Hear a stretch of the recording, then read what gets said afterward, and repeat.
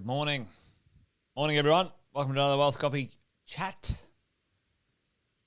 Hey, Devinder, Andrew, good morning to you guys. Great to see you on this morning. Kalash. Howdy, folks. Good to see everyone here. Welcome along. Hope you had an awesome weekend. Got up to something interesting, or maybe didn't do anything. Maybe that's all right too. Bradley, Andrew, thanks for dropping by, folks. Good to see you. Good to see you. Chris, Nintendo. Happy morning coffee. Hey, listen, while we're just warming things up, quick intros. Jason Witten's my name. If you don't already know, most of you do, but if you don't, say a quick hello in the chat for me. Give us a shout out. Tell us where you're coming in from. Where are you joining us from this morning? Morning, Joel. Joel's on the Gold Coast. You're still on the Gold Coast, Joel? We haven't seen each other for ages, mate. Hey, Facebook user. Good morning to you. If you're in one of our private groups, then your name often doesn't pop up. So chuck that in the chat for me. Welcome to another Wealth Coffee Chat, wherever you are, whoever you are. Anglesey. Sharon, you're in God's country, mate. Hey, Paul from Toowoomba. Good to see you, mate. I bet it's a bit on the chilly side up there today. Bit crisp here down in the GC. Rosh, all the way from Adelaide. Adelaide's going well, hey? Rosh, nice little market run for the Adelaideans, the South Australians. All right, well, let's do this. Hey, there's Dan. Hey, morning, Dan. Marlon from Melbourne. Marlon. Awesome. Thanks for joining us, team. Jeff, Gold Coast Coffee. There you go. Hey, Jeff, when you drop by one day, if you're in town, mate, yeah, for sure. Let's have a coffee. We'll get a Gold Coast crew going. If anyone's around, let me know. Catch up with Joel, myself, and maybe a few others. Listen, folks, been doing these Wealth Coffee Chats for a little while, each morning around about 10 past 8. Thank you for joining. I've been property investing over 20 years, coaching property investors across Australia and New Zealand over 18, and along the way, I've learned a couple of things. Nath, how are you, mate? Good to see you. Hope you're well. Time to catch up soon, Nath. And along the way, done a fair few property transactions myself, thousands and thousands of property deals, and learn a few things. And each morning, try and share a little bit of maybe perspective about the world of property investing over a cup of coffee. So hopefully you guys are up for that. And looked like the internet was playing up a little bit there, but let's see how we go this morning with all the technology. Hey, I wanted to talk to you guys about, hey, what is going on right now and what decisions are we making as investors? And making sure we understand the impact. Let's call it the impact. The impact of how we behave right now as investors, the decisions we make and the things that we do will impact our future. And let's say this is us today. We are in the now today. Tell me, for many investors, and this may not be you, and I hope it's not, but it might be, and that's okay if it is. What is driving your decisions right now? What is driving your decisions right now? Put it in the chat for me. All right. Now let me just put this in a bit of context. Are you looking backwards, and are you looking at the pain or mistakes or challenges of past decisions? Are you looking back and looking at those and going, oh, well, one time I made a mistake. Last time the interest rates went up, property prices had a problem, whatever it might be. Good, Bradley. A bit of patience, good to see. Paul, approaching retirement, awesome. So what is driving our decision making right now? And morning, buddy.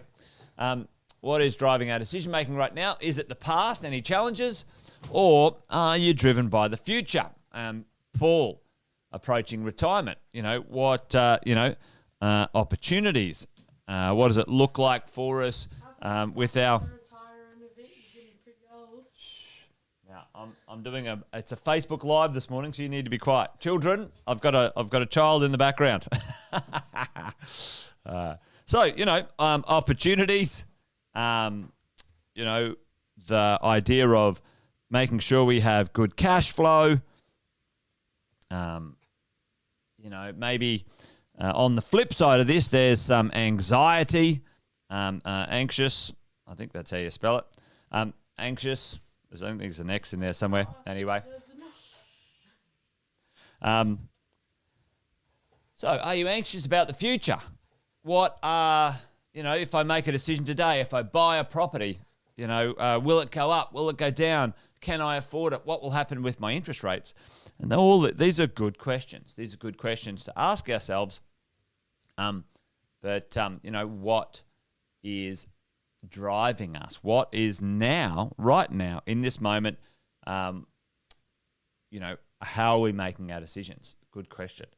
Because if we have a look at who we could talk to, who do we listen to about these places and spaces,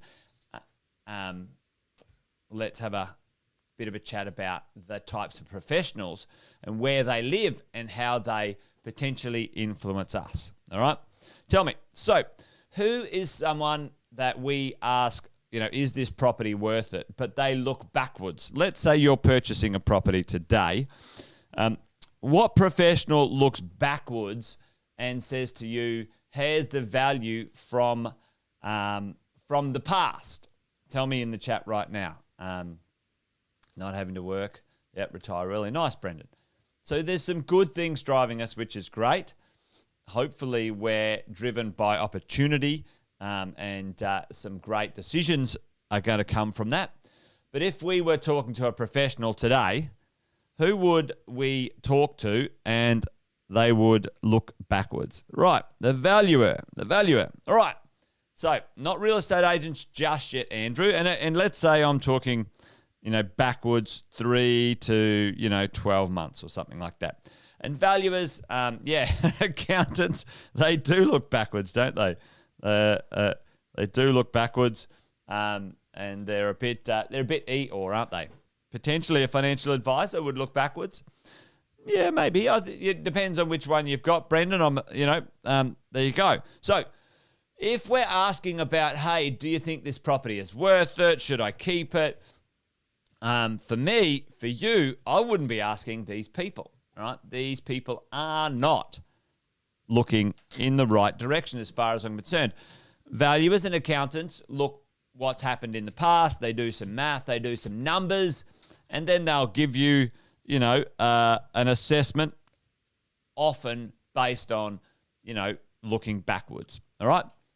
So what professional would you talk to about the value of things or the potential of things often right now? Who is in the sort of, 30 days in the past and 30 days in the future? Who are you talking to about the right now? Who's the right now? Yep, the PC for sure, Nintendo. Yep, the PC. But who unfortunately, they are recorded. Well, Chris, into the future, I don't think it'll be very far away that the physical valuers will not be required as much. There's a thing called ValX, which will be digital valuations. We'll see. You're right, Chris. So real estate agents, real estate agents. And they're saying to you right now, hey, listen, I reckon if we went to market, the last 30 days, that one's sold, and the next 30 days, this one's sold. And certainly you would talk to your, coaches in the now. However, I think they would be really good for the future. All right.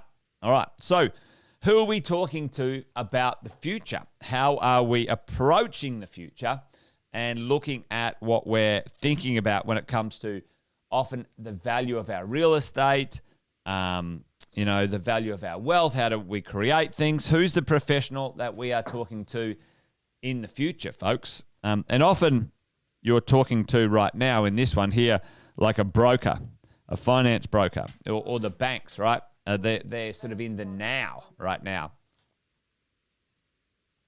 The now. And so who's in the future? Who is the professionals that we are looking at into the future? Yeah, absolutely. You're talking to your property consultants, your property coaches, your mentors, your coaches as we look into the future. And obviously you have to believe in the future for what's going on. And a good financial planner, Brendan, will be helping you with the future, all right? Developers, yeah, they always look to the future. Developers are future creators. They are always going, hey, I can take something today and I can turn it into something more amazing than we have right here and right now. And for you and I, we've got to be very cognizant, very aware of the right people to listen to about the decisions. Yep, a buyer's agent. Buyer's agent for sure. And they can kind of like sit in the now and into the future for sure, Angela. So, who are you talking to? Who are you listening to? Who are you, who are you taking your advice from or listening to about data and information, okay? Because if we look at this concept, today, this is the today, and you want to look into the future, depending on who you are listening to, well, you've got a pretty straight shot to something, whatever that might be, your dollars, your retirement, your financial plans. And, if you listen to the Eeyores of the world, the people who look backwards, don't see any value in what it might be, then you make decisions based on fear and lack and, the interest rates are going up, the world's going to end, quick, sell all my properties, get out, my property didn't go up in value, I bought it 2 years ago and it hasn't gone up in value, quick, sell it. All of these poor fear-based decisions based on fear, lack, no plan, knee-jerk reactions, Harry Dent, yeah, exactly, Chris. The world's ending. Nothing sells a book like The End of the World is Nigh, right? Does it? So this is a disaster, folks. If we make decisions based on fear, lack, no good data, conspiracy theories, how do you spell it? Conspiracy theories, whatever it is, right? Or do we make decisions based on, good information? Thinking about the future of the possibilities, based on good coaching, based on good strategy, based on patience. I saw that there before who said, Bradley, it's based on patience. My decisions are based on patience. We all know that real estate investing is a minimum 15 to 20 year game, minimum. We all know it. But why is it that we get sort of, 8 years in and the interest rates go up and then we're getting wobbly and we're going, let's sell everything and get out. And most of you on the call this morning aren't like that, which is great, okay? But the challenge is, ladies and gents, let's say you're 8 or 10 years into your journey right now and for some reason you get a bit wobbly. The gap between here and here starts to become large. If you sell your portfolio and you reset the distance between sort of here and back here, is often too surmountable. It's insurmountable. You won't get back into that sort of stuff. So who are you listening to? How are you making your decisions? Make sure they're not based in fear and lack without a plan. Make sure they're based in possibilities with good strategy and tactics with the right person. So as we have our Wealth Coffee Chat this morning. Kiyosaki likes a bit of drama too, Jeff.